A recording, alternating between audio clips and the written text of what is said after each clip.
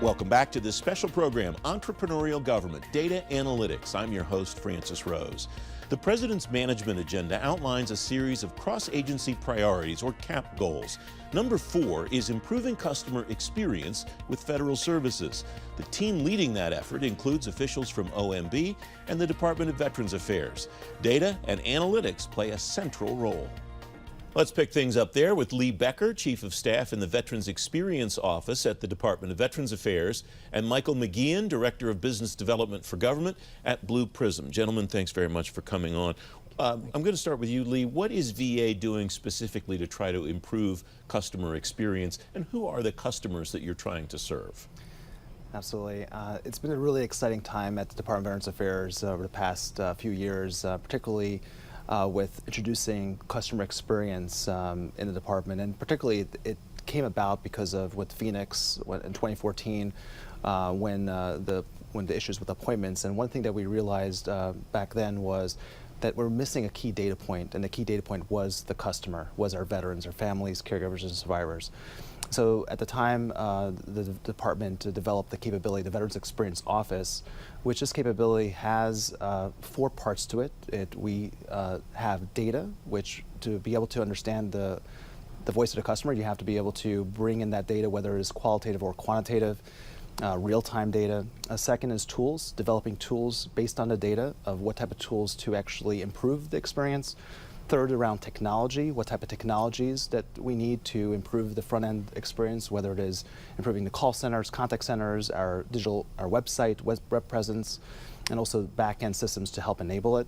And the fourth is engagement. How do we bring in the community, because we cannot solve the problems from DC to the community. It has to be at the community level to be able to enable it.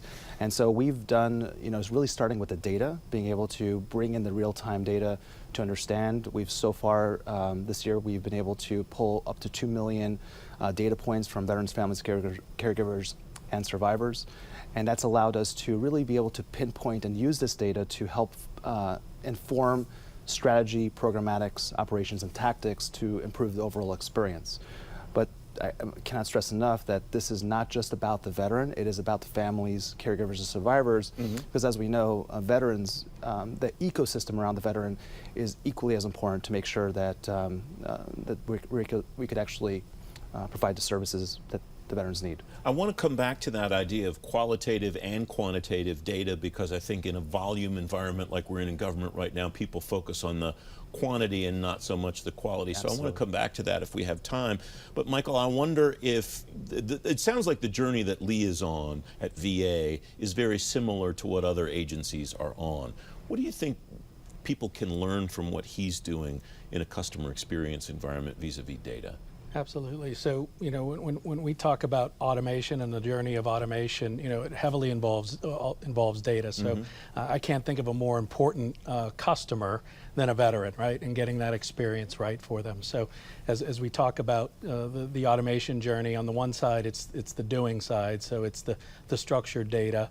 And on the other side, it's moving that up the food chain, if you will, to the AI and the cognitive journey. So you'd mentioned some of the OMB guidance that's out there relative to leveraging technology to advance, the citizen experience, right? And that's where a tool like RPA comes in and can help an agency like the VA or other agencies move that agenda forward in terms of digital transformation and the use of data as it moves forward. RPA strikes me as maybe the most interesting of the emerging technologies. AI is interesting, blockchain is interesting. RPA strikes me as the one, though, that has the most potential practical application for agencies right now. What does RPA look like in a customer experience environment? Right, and Lee and I were speaking a little bit about this, and there's some initiatives that are going on, not just at VA, but in some of the other agencies, right? So a simple example of that may just be around the use of RPA or cognitive technology and sentiment analysis, just to monitor, if you will, the social media, right? And understanding what the services that are being provided by the government, how are they being received across the social media. So that's one example as we look at this and try to bring in commercial best practices into the public sector. Lee, one of the elements of what you're doing is a concept called human-centered design. It's something that's very common in the private sector, not as common in government. It did earn Marcy Jacobs, who we talked about before we went on the air, and her team in digital services at VA, a Service to America medal. How do you use data to feed what serves your customers best in a human-centered design environment? Absolutely, and that's key to everything we do. It has to start with the customer, with the veteran, and also with our employees too, because our employees, of course, enable that experience as well. But to do that for veterans, what's exciting with human-centered design, it provides us a framework to be able to have that conversation and be able to pull the insights needed to improve the experience. And so typically the federal government, as we know, it's typically set up to be inside out versus outside in.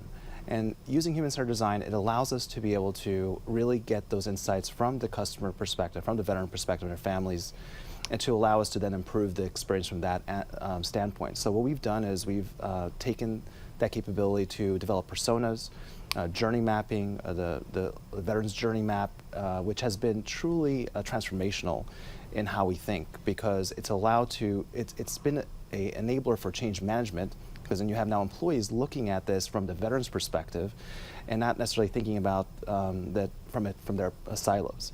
What this has done for us, as we look at the micro journeys and developing those capabilities, those insights, it's allowed us to then be able to measure based on what matters most to the veteran.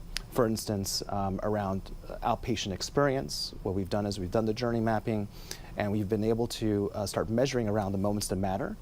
And then that insights helps us to, in times, actually save lives.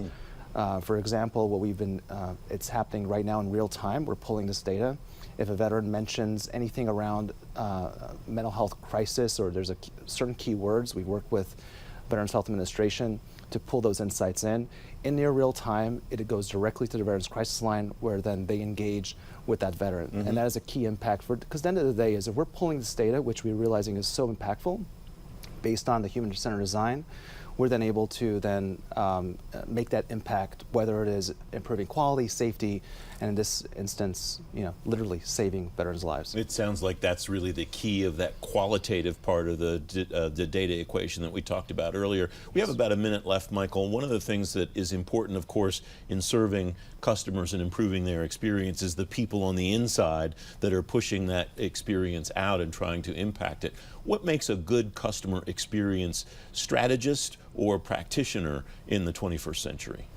Yeah, so to me, a good customer experience, it has to be about personalization, right? Regardless of channel that it comes through, and really at the end of it, it has to be effortless. So, focused around the veteran, what is the personalization that needs to take place through the multi-channel?